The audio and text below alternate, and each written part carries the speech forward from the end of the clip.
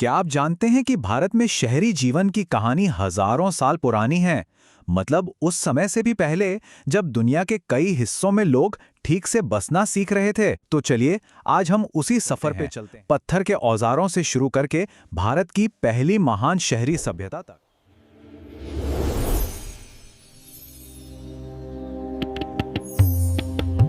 अच्छा, तो हमारी कहानी शुरू होती है प्री हिस्ट्री से।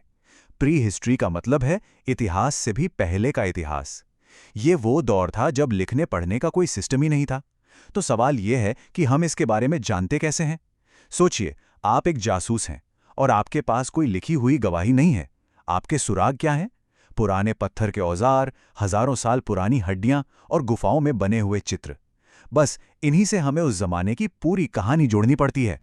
प्री हिस्ट्री के बाद आता है एक और भी ज्यादा मिस्टीरियस दौर, जिसे हम कहते हैं प्रोटो हिस्ट्री। अब यहां से कहानी और भी इंटरेस्टिंग हो जाती है।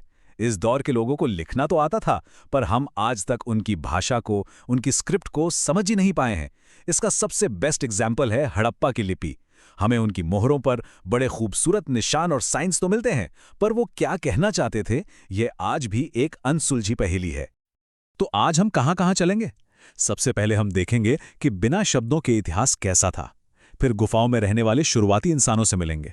उसके बाद हम उस क्रांति को समझेंगे जिसने सब कुछ बदल दिया, यानी खेती की शुरुआत। और आखिर में पहुंचेंगे भारत के पहले शानदार शहरों में। और हाँ, एंड में सब कुछ फटाफट रिवाइज भी करेंगे। तैयार हैं? चलिए शुरू करते हैं। तो सबसे पहले बात करते हैं इंसानियत के सबसे लंबे बचपन की, पुरा पाषाण और मध्य पाषाण काल, जिसे हम पेलियोलिथिक और मीजोलिथिक एज भी कहते हैं। ये वो लाखों साल थे जब इंसान ने एक हंटर बनकर जीना सीखा। तो कैसी थी जिंदगी उस दौर में? घर का मतलब था कोई गुफा या चट्टान की छांव। लोग एक जगह टिककर नहीं रहते थे। वो खाने की तलाश में घूमते रहते थे, जानवरों का शिकार करते, फल फूल इकट्ठा करते।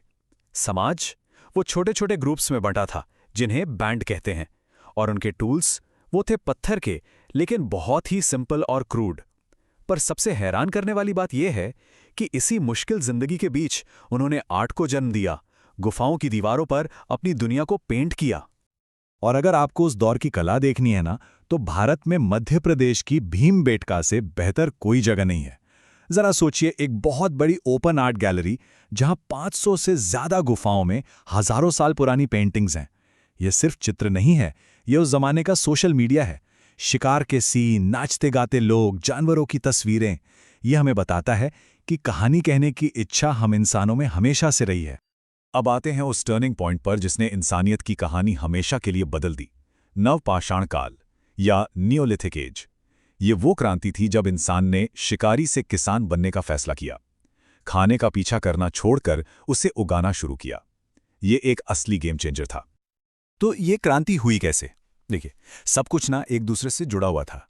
जैसे ही लोगों ने गेहूं और जौ उगाना सीखा, उन्हें एक जगह रुकना पड़ा। फिर उन्होंने जानवरों को पालना शुरू कर दिया, जिससे खेती और भी आसान हो गई। अब जब वो एक जगह बस गए, तो उन्होंने मिट्टी ईंट के पक्के घर बनाए। और खेती के लिए चाहिए थे बेहतर औजार, तो उन्होंने पत्थरों को घिसकर पॉलिश्ड, ज्यादा शार्प हथियार बनाए। देखते ही देखते घुमंतु जिंदगी खत्म हुई और बसे हुए गांव की शुरुआत हो गई। ये वाकई इंसानियत के लिए एक जबरदस्त लेवल अप था। तो अगर हम देखें तो जिंदगी पूरी तरह बदल गई थी। कहाँ पेलियोलिथिक एज का शिकारी जो गुफाओं में रहता था और रोज खाने की तलाश में भटकता था, और कहाँ नियोलिथिक एज का किसान जो अपनी मिट्टी के घर में रहता था, अपने खेत में अनाज उगाता था। औजारों से लेकर लाइफस्टाइल तक A to Z सब कुछ बदल चुका था। ये फर्क समझना बहुत जरूरी है। पत्थर के बाद क्या? पत्थर के बाद आया मेटल का जादू। नियोलिथिक एज के बाद एक छोटा सा लेकिन बहुत इंपॉर्टेंट दौर आता है, ताम्रपाषाण काल या चाल्कोलिथिक पीरियड। ये वो समय था जब इंसान ने पहली बार पत्थर के साथ साथ एक नई चीज का इस्तेमाल करना सीखा, तांबा यानी कॉपर। चाल्कोलिथिक का मतलब ही है कॉपर स्टोन एज। लोग अभी भी पत्थर के औजार इस्तेमाल कर रहे थे, लेकिन अब उनके पास तांबे की कुल्हाड़ियां और हथियार भी थे। ये एक छोटा सा कदम लग सकता है, लेकिन इसने भविष्य के लिए दरवाजे खोल दिए। ये ब्रॉन्ज एज और महान शहरों के उदय से पहले का एक बहुत जरूरी पड़ाव था। और अब हमारी कहानी पहुंचती है अपने सबसे शानदार पड़ाव पर। गांव से निकलकर अब हम बात करेंगे भारत के पहले महानगरों की। ये थी सिंधु घाटी सभ्यता या इंडस वैली सिविलाइजेशन, दुनिया की सबसे पुरानी और सबसे एडवांस्ड अर्बन सिविलाइजेशंस में से एक। ये शहर कितने पुराने थे, जरा अंदाजा लगाइए। ये सभ्यता आज से 4,500 साल से भी ज्यादा पुरानी है। मतलब जब इजिप्ट के लोग पिरामिड बना रहे थे, तब भारत में पूरी तरह से डेवलप्ड शहर बस रहे थे। ये इस बात का सबूत है कि भारत में अर्बनाइजेशन की जड़ें कितनी गहरी हैं। हड़प्पा के शहर किसी अजूबे से कम नहीं थे।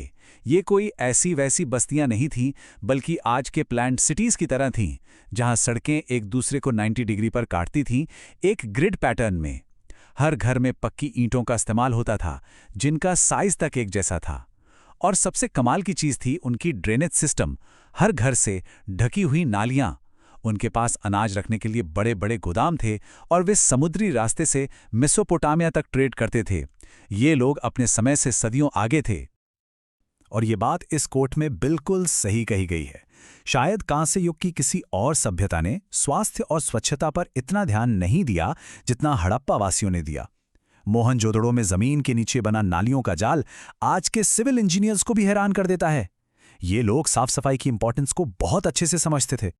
पर इतनी तरक्की के बावजूद एक बड़ा रहस्य आज भी कायम है, उनकी लिपि। जैसा कि हमने शुरू में बात की थी, हम आज तक इसे पढ़ नहीं पाए हैं। वो किस भगवान को मानते थे, उनके राजा कौन थे, उनका समाज कैसे काम करता था, जब तक ये लिपि पढ़ी नहीं जाती, ये सारे जवाब एक पहेली बने रहेंगे। और यही चीज उन्हें एक सच्ची प्रोटो हिस्टोरिक सभ्यता बनाती है। तो चलिए अब इस पूरे सफर का 1 मिनट में रिवीजन कर लेते हैं। ये एग्जाम से ठीक पहले याद करने के लिए एकदम परफेक्ट है। तो चलिए फटाफट।